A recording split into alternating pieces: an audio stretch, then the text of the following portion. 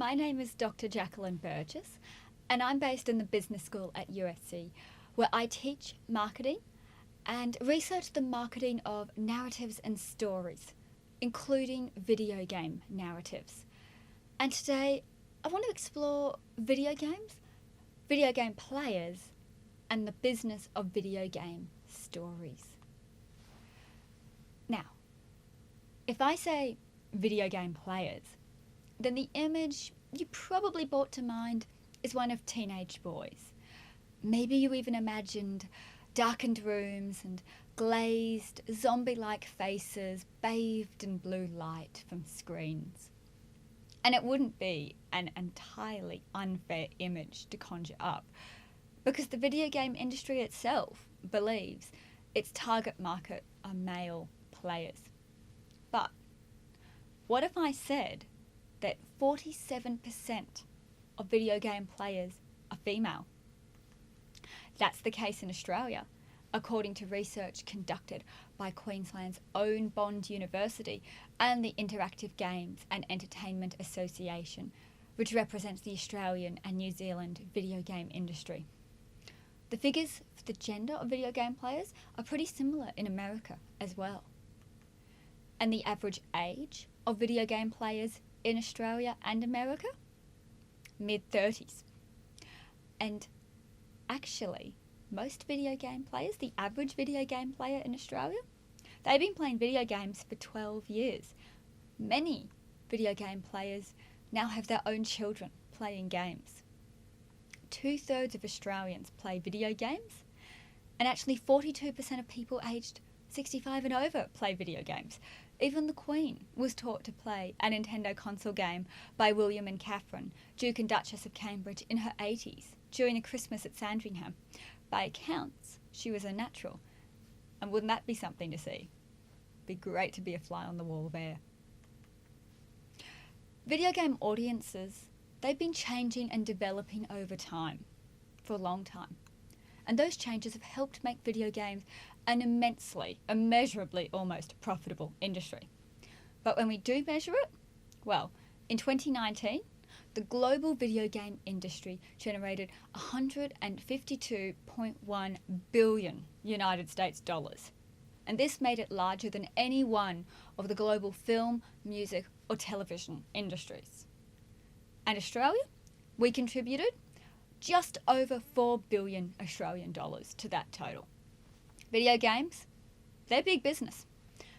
But that means that creating a video game can also cost tens of millions of dollars. So video game companies, they need basically a lot of the same skills that any other business or company needs to be successful. Video game companies, they need accountants to count those dollars coming in. They need marketers, advertisers, social media and public relations professionals to communicate with the public and their target market. They need programmers, bug fixers, and asset designers in the same way that other companies need them to build apps, sophisticated websites, and enhanced training modules. And then, of course, video game businesses need those specific skills. People who understand video game mechanics, script writers, and voice actors. And all of those skills can actually be learnt in degrees offered by USC. So, video games, they're big business. And the reason why they make the money that they do, is because they appeal to a wide range of consumers and offer them a lot of different benefits. The top 5 reasons why Australian video game players play, that's to have fun, de-stress, pass the time, keep their mind active, and be challenged.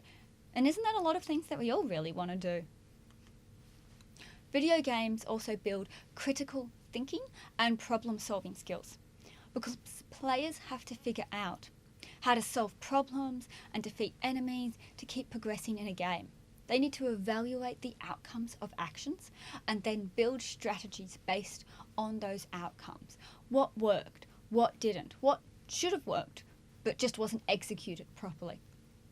Video games can also build general knowledge of topics ranging from geography to history even, and they also bring people together because many games include social interactions, either within the game through chat options or online, as people discuss their favourite games and how and why they did what they did within the game. All video game consoles have functions built in that help players connect and share their gameplay. Players post screen capture or videos online showing the really cool things they found or did in the game. And of course, video games offer engaging, moving, and profound stories that connect with their audience and stay with them long after play finishes, the same way a really engaging, moving movie stays with us long after we've left the cinema, or a novel stays with us long after we've shut the book. In fact, stories are one of the biggest reasons a video game player will select a video game. And video games are only able to offer these incredible stories is because technology, that is the hardware and the software used to make the games, has rapidly advanced and improved over the last few decades. For example, video games, they really started with Pong and Space Invaders in the 1970s. And these were fairly simple games based on players' reflexes. They didn't really feature much story at all. But if you scratch the surface and go a little deeper, Pong still has a lot of the hallmarks of video games today because it encouraged social connections. It needed two players to play, and that made it a lot of fun. People met husbands and wives playing Pong, and a lot of happy childhood memories were created that centre around that game. But jumping ahead then to the 1980s and the 1990s, that was when video games really started breaking technological barriers. Mario and all of the other Nintendo characters such as Link, Zelda, Peach, Kirby, Yoshi and Luigi appeared on the scene, and video games started telling stories that involved these characters. Characters that people became attached to and wanted to play with and learn more about. And that's the secret behind how Nintendo went from just selling trading cards to a video game juggernaut, telling stories with likeable characters that people became attached to. The graphics also took a huge leap forward and kept doing so until we reached the modern day. Now the graphics of advanced video game consoles are able to display hyperrealism images, meaning they're close to photo quality, and they can tell sprawling and emotionally engaging and immersive stories. Video games, they also require player input, and it's this interactivity that's their defining feature. When players have to take part in the story to hear and understand it, the story becomes much more powerful. For example, in the Assassin's Creed series, and this consists of 12 main games, it introduces players to various historical time periods and the people and places within them and from them. Players have been able to explore Renaissance Italy and Renaissance Turkey, Victorian London, ancient Egypt and ancient Greece, just to name a few locations and time periods. The games recreate towns and landmarks with astonishing detail, and players have booked real-life trips to see these landmarks with their own eyes as a result of playing the game. Players have even been able to navigate around those towns as a result of the knowledge from playing the game. Players also get to meet famous historical figures before and even during their great achievements. For example, in Assassin's Creed Unity, players meet a young Napoleon Bonaparte during the French Revolution, among other famous French figures of the time. And they get a sense of the man before he became an emperor. The Assassin's Creed games include rounded fictional characters who serve as a gateway to the past and capture players' attention. Assassin's Creed Origins, the game set in ancient Egypt, features a man grieving over the murder of his son and trying to find the culprits as he traverses Egypt looking for answers and clues. And playing as this character as he travels Egypt, players get to explore the daily life and religion in ancient Egypt, visiting everywhere from the farmland to tombs, pyramids and temples. They also get to explore burial practices, see the rituals being performed, and even read excerpts taken straight from ancient texts. The Assassin's Creed games make history almost literally come alive and teach players in probably a much more engaging way than most textbooks can manage. You can read about ancient Egyptian burials in games, or you can explore pyramids and tombs and temples and see them in action and after burial. And the Assassin's Creed games do this while telling interesting stories. Another example is Assassin's Creed Black Flag. Black Flag features, you guessed it, a pirate trying to make his fortune during the golden age of piracy. Our fictional pirate, Edward Kenway, captures a ship, gets a crew, becomes friends with famous pirates such as Blackbeard, Anne Bonny and Mary Read, and takes part in the founding of the historical Pirate Republic of Nassau. He helps the pirates to acquire cannon to defend the Republic, and the game gets a lot of little details correct, such as pirate leader Benjamin Hornigold not wanting to attack English ships due to his patriotic streak, and Blackbeard preferring to frighten people with his theatricality rather than commit violence. And the historical Blackbeard may have only actually killed one person, which is a bit at odds with his fearsome historical reputation. The pirates in the game are not presented as bloodthirsty, but as desperate men and women trying to find fortune and freedom from their lower class origins and poor working conditions. But the game also examines the innate selfishness of many of these pirates, and also the danger that feuding factions pose to any government. Because pirates, they just can't agree a lot of the time. And when a plague, as happened in real life, sweeps through the pirate republic, it quickly collapses. The pirates turn on each other, Blackbeard attempts retirement, and Benjamin Hornigold, the leader, becomes so disillusioned with the greed and lack of discipline in the other pirates that he goes from pirate to pirate hunter, all in keeping with the historical record. And by the time that the player has reached the end of the game, Edward Kenway is the last survivor of the Pirate Republic. He's made himself rich, but he's lost everyone he cared about along the way. The Assassin's Creed games, they contain, yes, some fictional characters, some historical inaccuracies, but they also communicate an authenticity of history wrapped up in memorable stories and characters. And players have shown their appreciation by buying over 140 million copies as of 2019. Now, another game with a memorable story is Horizon Zero Dawn. Wordy name aside, the video game tells a really moving story. Players explore a post-apocalyptic Earth where society has regressed to a tribal grouping and tribal level of technology, but advanced robots roam the Earth. So players need to understand what caused this regression. And Earth, despite suffering an apocalypse, has never looked so beautiful. Players explore snowy mountains and lush jungles dotted by ancient ruins that are the remains of our world.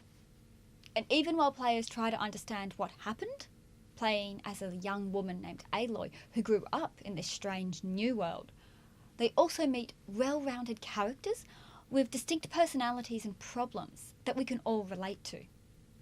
They meet a young woman grieving the death of her lover and wondering how to go on, a poor man trying to find or steal enough food to survive, a woman mourning the death of her father and brother while trying to continue the family business, two siblings fighting over their father's inheritance, and a man trying to follow his older siblings' example and grow up and take responsibility in his life. And that man, Arend, he grows over the course of the game from a hothead with an ego to a humble person wanting to live up So his big sister's example: do his duty, take on responsibility, and be dependable, while also still enjoying a bit of time at the pub with his friends. Arend is an example of one of the many realistic characters that Horizon Zero Dawn features. The game's overarching story, though, explores what happens when technology creates more problems than it solves, and what happens when human intellect is not enough to avert human mistakes. And this is all very pertinent for our world as we move towards a robotic and artificial intelligence future. And even though players meet a lot of characters with memorable problems as they progress through the game, it's their main player character, Aloy, who embodies this most of all, as her search for answers is initially motivated not by a desire to understand what happened to her world, our world, but to understand who her parents are. She uncovers the secrets of our world, but underneath it all, she's a young woman who's an orphan searching for where she belongs. Horizon Zero Dawn is also significant because it features a female player character, the character the player controls in the game. Very few big blockbuster games feature female player characters due to concerns men might not want to play as them. But Aloy won praise for being a well-rounded and deep character and attracted men and women alike to the game. Released in February 2017, Horizon Zero Dawn has sold over 10 million copies as of December 2019, meaning a lot of players found Aloy and the game's story and the problems it explores enjoyable and memorable. And now for something completely different. The video game series Animal Crossing tells a story that is whatever the player wants it to be. The games involve players moving to a new island or village and developing it. They plant trees and flowers, expand their house, collect wood and materials, craft or buy furniture and clothes from the local shops, fish, catch insects, help donate items to the local museum to establish its collection, and get to know and befriend their neighbours, who are all animals, but the sweetest and most brightly coloured animals you've ever seen, hence the name of the game. Will players befriend the mature and slightly cranky eagle or the adorable and slightly klutzy dog? Will they build a modern masterpiece home or something a bit more country? It's all up to the player. Animal Crossing features fun, simple and peaceful gameplay, which has been described as the perfect balm for the busy, rushed world we live in. And this gameplay was also a great way to explore the great outdoors during the COVID-19 lockdowns. If players can't go for a walk outside in real life, they can do so in Animal Crossing. People were even inviting other players into their game and having date nights and catch-ups with friends, all of which are pretty impossible if you can't leave your home. Some couples even hosted their cancelled in real-life weddings in the game. That's innovative. Assassin's Creed, Horizon Zero Dawn, and Animal Crossing are just a few examples of the moving, memorable and engaging stories that video games can tell, and the enjoyment players derive from experiencing them. The video game industry, it's come a long way from its Pong and Space Invader days. Advances in technology have meant that the stories video games can now tell are boundless and only limited by the imaginations of their developers. And with a diverse player base, there's a video game for everyone, with stories to engage us all and stimulate our imagination.